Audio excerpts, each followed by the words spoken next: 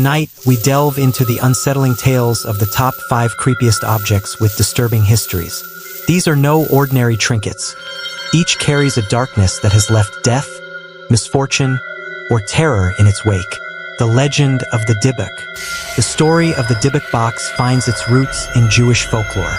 According to legend, a Diic is a restless, malicious spirit. It is said to cling to the living, possessing them and wreaking havoc until it is exorcised. The term comes from the Hebrew word Diic, meaning cling. But what happens when this restless spirit is trapped? That brings us to the infamous Diic Box, a wine cabinet that some believe contains a malevolent entity. The tale of the Diic Box first gained attention in 2001, when a man named Kevin Mannis purchased an antique wine cabinet at an estate sale in Portland, Oregon. The cabinet, he learned, had belonged to a Holocaust survivor named Havila. According to Mannis, Havila's granddaughter warned him never to open the box, claiming it was cursed. Of course, curiosity got the better of him. Inside the box, Mannis found strange items: 2 locks of hair, a dried rosebud, a small goblet, a candlestick, and a mysterious tablet inscribed with Hebrew. But what followed was far more unsettling. Mannis claimed to experience a series of inexplicable events after bringing the box home.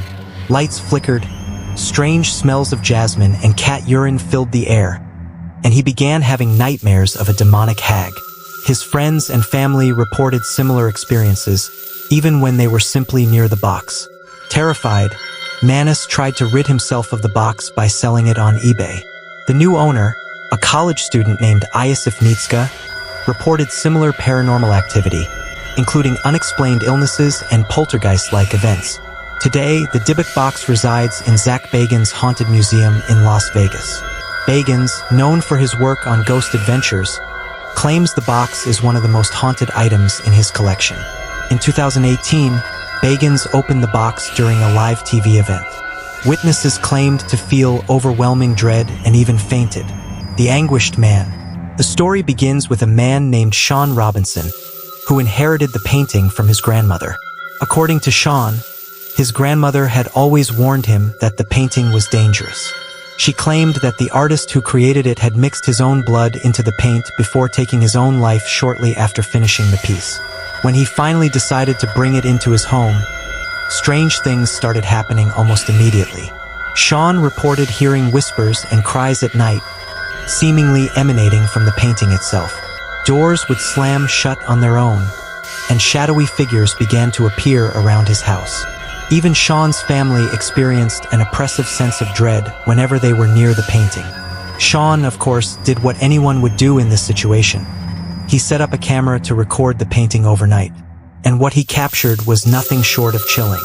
The footage showed doors creaking open and slamming shut, lights flickering, and faint, ghostly figures moving in the background.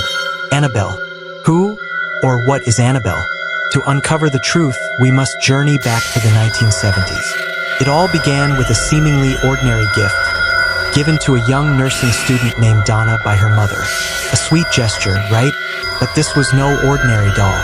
Donna and her roommate, Angie, placed the Raggedy Ann doll in their apartment. First, it was just a charming decoration, but soon they began to notice something strange.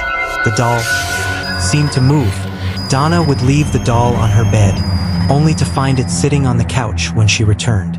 The doll began to leave them notes scrawled on parchment paper, reading phrases like, "Help us" and "Help." Things turned sinister when blood-like red stains appeared on the doll's hands and chest. Frightened, the girls decided it was time to seek help. During the session, the medium claimed to contact the spirit of a young girl named Annabelle Higgins. Annabelle, they said, had died tragically on the land where the apartment now stood. She told them she was lonely and sought comfort. Touched by this tragic tale, Donna and Angie decided to keep the doll and care for it.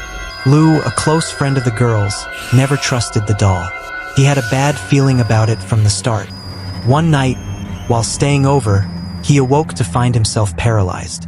Annabelle was at his feet, slowly crawling up his body. Suddenly, he felt a sharp pain in his chest. When he could finally move, he discovered claw-like scratches across his torso. Terrified, Donna and Angie finally sought professional help. That's when the infamous paranormal investigators Ed and Lorraine Warren entered the picture. They determined that the doll was being used as a conduit by a demonic entity, one that was manipulating the girls to gain their trust. The goal? To possess a human host. The Warrens conducted a blessing on the apartment and took Annabelle with them, locking her away in their occult museum in Monroe, Connecticut. Annabelle now resides in a glass case, blessed twice a month by a priest. The Bono Vase. The origins of the Bono Vase trace back to 15th century Italy, in a small village shrouded in mystery. The vase itself is said to have been forged from pure silver, a masterpiece of craftsmanship, intended as a wedding gift for a young bride. But this was no ordinary wedding, and this was no ordinary bride. Legend has it that on the night of her wedding, before she could exchange vows, the bride was found dead under mysterious circumstances, clutching the vase in her hands. Some say it was a crime of passion. Others whisper of something more supernatural. The family, overcome with grief, tried to rid themselves of the object. Yet tragedy seemed to follow wherever the vase went. The vase changed hands many times, often resurfacing in bizarre and tragic ways. Despite the growing body count, the allure of the vase's craftsmanship and silver lured new victims. In 1988, the vase was said to have been unearthed in northern Italy, buried alongside a note that read, "Beware, this vase brings death." Ignoring the warning, the vase was auctioned off. It reportedly fetched a handsome sum, but the new owner's fate was sealed. Mere months after acquiring the vase, they succumbed to a mysterious illness. Finally, the surviving relatives, terrified by the object's reputation, did what they thought was the only logical thing to do. They sought to destroy it, but according to legend, the vase proved indestructible. So, they turned to the only other option. They buried it deep within the earth, hoping to seal its malevolent energy forever.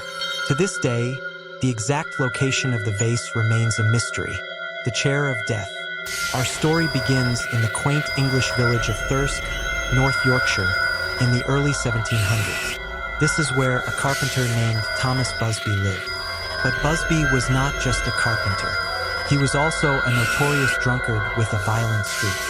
He owned a pub, and in the corner of that pub sat his favorite chair, a simple, unassuming wooden seat. Legend has it that Busby's temper flared one day when his father-in-law, Daniel Audie, decided to sit in his prized chair. The two men argued violently, and in a fit of rage, Busby murdered Audie. He was arrested soon after and sentenced to hang. As he was being dragged to the gallows, Busby reportedly cursed his beloved chair, declaring that anyone who dared sit in it would meet an untimely death. Over the centuries, the Chair of Death became notorious for a string of unexplained deaths, all seemingly linked to one ill-fated decision: sitting in the chair. Let's fast forward to World War II. The Busby Stoop Inn, where the chair was housed, became a popular stop for soldiers. They were drawn to the chilling tale of the cursed chair and often dared one another to sit in it. The results? Eerily consistent. Many of those who took the dare reportedly died shortly afterward in combat. The deaths didn't stop when the war ended. In the 1970s, 2 airmen who dared to sit in the chair were killed in a car crash later that evening. Finally, in 1978, the inn's owners made a drastic decision. They donated the Chair of Death to the Thirsk Museum, but with one critical condition. The chair was to be hung on the wall, far out of anyone's reach. And there it remains to this day, suspended in eerie silence, a relic of fear and fascination. These objects remind us of the thin veil between our world and the unknown. Do you believe in their curses? Or is it all just superstition? Let us know in the comments. And don't forget to like, subscribe, and hit that bell icon for more journeys into the macabre. Until next time, stay safe and stay curious.